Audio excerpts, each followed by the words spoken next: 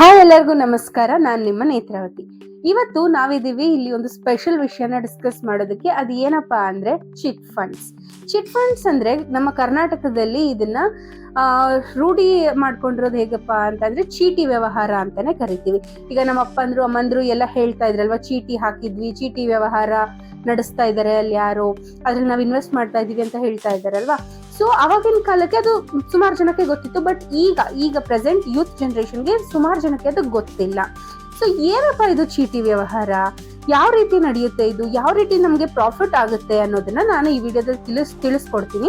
And also ಈಗ ನಾವು ಇನ್ನೊಂದನ್ನು ಕೇಳಿರ್ತೀವಿ, ನಮ್ಮ ಅಪ್ಪ ಅಮ್ಮಂದ್ರೆಲ್ಲ ಚೀಟಿ ಹಾಕ್ಬೇಕಾದ್ರೆ ಒಂದೊಂದ್ಸತಿ ಹೇಳಿರ್ತಾರೆ, ಅಯ್ಯೋ ಚೀಟಿ ಲಾಸ್ ಆಗೋಯ್ತು, ಅಯ್ಯೋ ಅದನ್ನ ಎತ್ಕೊಂಡು ಪರಾರಿ ಆಗೋದ್ರು, ನಮಗ್ ಮೋಸ ಆಗೋಯ್ತು ಚೀಟಿಲಿ, ಈ ತರನು ಹೇಳಿರ್ತಾರೆ. ಈಗ ಚೀಟಿ ಇನ್ವೆಸ್ಟ್ ಮಾಡೋದು ಅಂದ್ರೆ ನಾವು ಎಂತವ್ರ ಹತ್ರ ಇನ್ವೆಸ್ಟ್ ಮಾಡ್ತೀವಿ? ಸೊ ನಮಗ್ ಗೊತ್ತಿರೋರಾಗಿರ್ಬೇಕು, ನಮ್ಮ ಕ್ಲೋಸ್ ಸರೌಂಡಿಂಗ್ಸ್ ಅಲ್ಲಿ ಇರ್ಬೇಕು, ಅಥವಾ ಅಕ್ಕಪಕ್ಕದವ್ರಾಗಿರ್ಬೇಕು, ಅಂಡ್ ಆಲ್ಸೋ ಅವರು ಆರ್ಥಿಕವಾಗಿ ಸ್ಟೇಬಲ್ ಆಗಿರ್ಬೇಕು. ಸೊ ಇಂಥವ್ರನ್ನ ನೋಡ್ಬಿಟ್ಟು ಇನ್ವೆಸ್ಟ್ ಮಾಡ್ತೀವಿ, ಬಿಕಾಸ್ ನಾವು ಅದನ್ನ ರಿಟರ್ನ್ ತಗೊಳ್ಬೇಕಾದ್ರೆ ನಮ್ಗೆ ಯಾವುದೇ ರೀತಿಯಾದ ತೊಂದರೆ ಆಗಬಾರ್ದು ಅಂತ. ಬಟ್ ಇದರಲ್ಲಿ ಒಂದು ರಿಸ್ಕ್ ಫ್ಯಾಕ್ಟರ್ ಇದ್ದೇ ಇದೆ. ಸೊ ಅವ್ರಿಗೆ ಎಷ್ಟೇ ಗೊತ್ತಿರೋರಾಗ್ಲಿ, ಇವತ್ತು ನಮ್ ಜೊತೆ ಚೆನ್ನಾಗಿರ್ಬೋದು, ನಾಳೆ ಏನಾಗುತ್ತೆ ಯಾರಿಗೂ ಗೊತ್ತಿಲ್ಲ. ಅಥವಾ ಅವ್ರು ಎಷ್ಟೇ ಆರ್ಥಿಕವಾಗಿ ಚೆನ್ನಾಗಿರ್ಬೋದು, ನಾಳೆ ಏನ್ ಪರಿಸ್ಥಿತಿ ಆಗುತ್ತೆ ಅಂತ ಯಾರಿಗೂ ಗೊತ್ತಿಲ್ಲ. ಸೊ ಈ ರೀತಿ ಇರ್ಬೇಕಾದ್ರೆ ಇಷ್ಟು ರಿಸ್ಕ್ ಫ್ಯಾಕ್ಟರ್ ನ ಇಟ್ಕೊಂಡು ಯಾರೋ ಒಬ್ಬ ಪರ್ಸನ್ ಅನ್ನು ಬ್ಲೈಂಡ್ ಆಗಿ ನಂಬಿ ದುಡ್ಡನ್ನ ಇನ್ವೆಸ್ಟ್ ಮಾಡೋದು ಎಷ್ಟರ ಮಟ್ಟಿಗೆ ಸರಿ?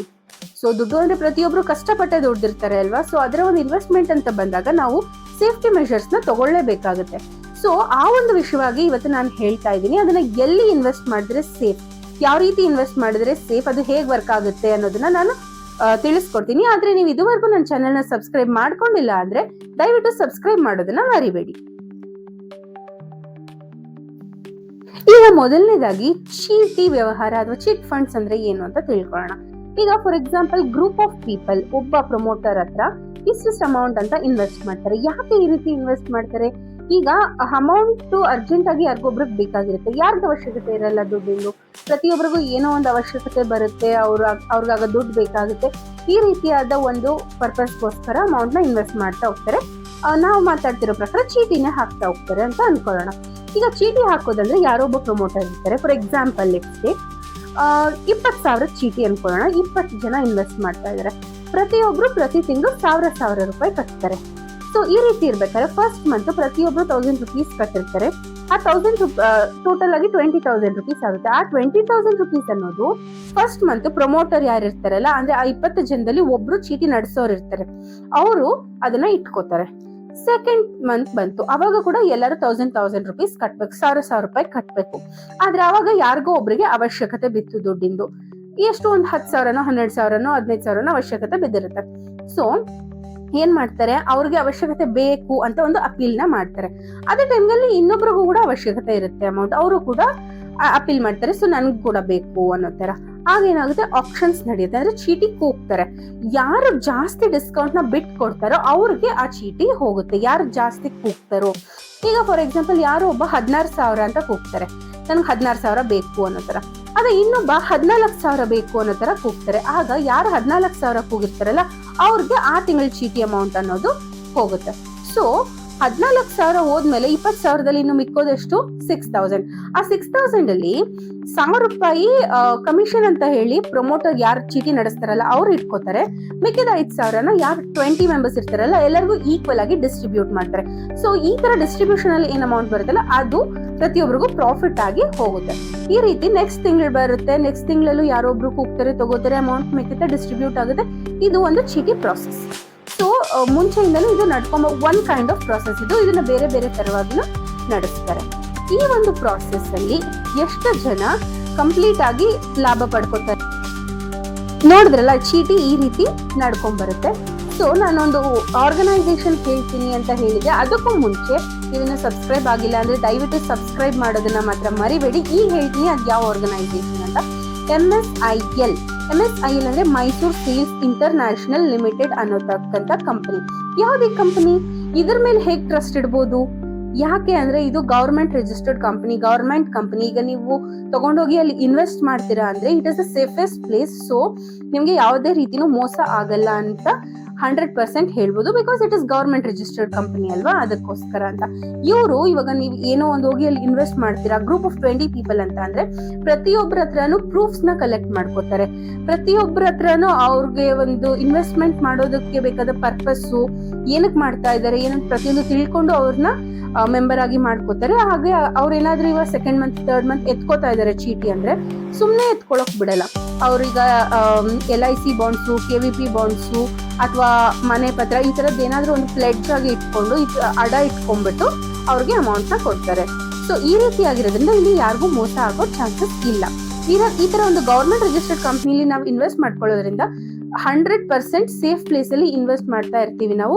ಅಂಡ್ ನಾವ್ ಯಾವಾಗ ಬೇಕಾದ್ರೂ ಅದನ್ನ ತಗೋಬಹುದು ಮತ್ತೆ ಇನ್ವೆಸ್ಟ್ ಮಾಡ್ಕೊಂತ ಹೋಗ್ಬೋದು.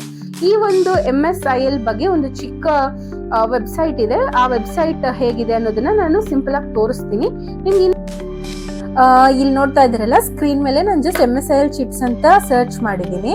ಈ ತರ ಸರ್ಚ್ ಮಾಡಿದ್ಮೇಲೆ ಇಲ್ಲಿ ಫಸ್ಟ್ ಆಪ್ಷನ್ MSIL ಚಿಟ್ಸ್ ಅಂತ ಇರುತ್ತಲ್ಲ, ಈ ಒಂದು ಫಸ್ಟ್ ಲಿಂಕ್ ನ ಕ್ಲಿಕ್ ಮಾಡಿದ್ರೆ ನೀವು ಇದ್ರೊಳಗೆ ಹೋಗ್ತಿದ್ರ.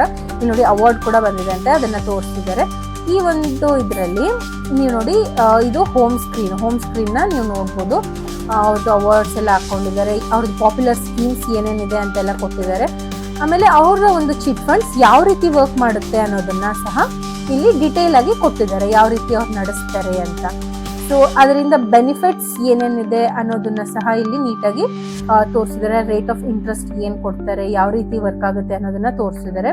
ಸೊ ಅವ್ರ ಹತ್ರ ಇರುವಂತ ಒಂದು ಸ್ಕೀಮ್ಸ್ ಇಲ್ಲಿ ನೋಡಿ, ಮಂತ್ಲಿ ಸಬ್ಸ್ಕ್ರಿಪ್ಷನ್ 2500 ಕೊಟ್ಟಿದ್ದಾರೆ. ಮಂತ್ಸ್ 40 ಮಂತ್ಸ್ಗೆ ನೀವು ಮಾಡ್ಬೋದು. 40 ಸಬ್ಸ್ಕ್ರೈಬರ್ಸ್ ಇರುತ್ತೆ. ಚಿಟ್ ಅಮೌಂಟ್ ಎಷ್ಟು ಅನ್ನೋದನ್ನ ಎಲ್ಲ ಹಾಕಿದ್ದಾರೆ. ಇಲ್ಲಿ ಈಗ ಸದ್ಯಕ್ಕೆ 2 ಸ್ಕೀಮ್ಸ್ ನ ತೋರಿಸ್ತಾ ಇದ್ದಾರೆ. ಆಮೇಲೆ ಚಿಟ್ ಆಪ್ಷನ್ ಫಾರ್ ಅಕ್ಟೋಬರ್ ಅಲ್ಲಿ ಎಲ್ಲೆಲ್ಲಿ ಈಗ ಮಲ್ಲೇಶ್ವರಂ, ಯಶವಂತಪುರ, ಚಾಮರಾಜಪೇಟೆ ಇದು ಬ್ಯಾಂಗ್ಳೂರ್ ಬ್ರಾಂಚಸ್. ಆಮೇಲೆ ನೀವು ಬೇರೆ ಕಡೆ ಹೋಗೋದಾದ್ರೆ ಮೈಸೂರಲ್ಲಿದೆ, ಹುಬ್ಳಿಲಿದೆ, ದಾವಣಗೆರೆಯಲ್ಲಿದೆ, ಕಲಬುರ್ಗಿಲಿದೆ. ಈ ತರ ಬೇರೆ ಬೇರೆ ಒಂದು ಪ್ಲೇಸಸ್ ಅಲ್ಲಿ ಇದೆ. ಇವಾಗ ನೀವು ಇದನ್ನ ಕ್ಲಿಕ್ ಮಾಡ್ತೀರಾ ಅಂತ ಅಂದ್ರೆ ಓಕೆ, ಎನ್ರೋಲ್ಮೆಂಟ್ ಆಗ್ಬೇಕು. ಯಾವ ರೀತಿ ಎನ್ರೋಲ್ ಆಗ್ಬೇಕು, ಅದ್ರ ಸೆಕ್ಯೂರಿಟೀಸ್ ಏನೇನ್ ಇಸ್ಕೊತಾರೆ. ಈಗ ನಾನು ಹೇಳ್ದೆ ಅಲ್ವಾ, ಏನಾದ್ರು ಒಂದು ಪ್ಲೆಡ್ಜ್ ಮಾಡಿದ್ರೇನೆ ಅವರು ನಮ್ಗೆ ಒಂದು ಅಮೌಂಟ್ ನ ಕೊಡುವಂಥದ್ದು ಅಂತ. ಏನೇನೆಲ್ಲ ಪ್ಲೆಡ್ಜ್ ನ ಇಸ್ಕೊತಾರೆ ಅನ್ನೋದನ್ನ ಇಲ್ಲಿ ಕೊಟ್ಟಿದ್ದಾರೆ.